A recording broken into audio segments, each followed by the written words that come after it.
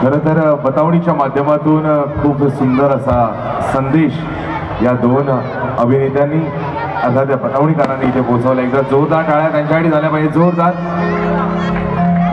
बघा, ज्या क्षणाची आपण वाट पाहतोय तो क्षण अगदी तासाभरावर येऊन टेपलेला आहे. माता रमाईंचा इथे उल्लेख झाला, 9 कोटीची माता रमाई असा उल्लेख झाला आणि म्हणून या माता रमाईंच्या त्या कुंकवाचा उल्लेख आणि ह्या महिलांचं असलेलं सगळ्यात आवडीचं गाणं अर्थात माझ्या भीमाच्या नावाचं कुंकू लावील रमान.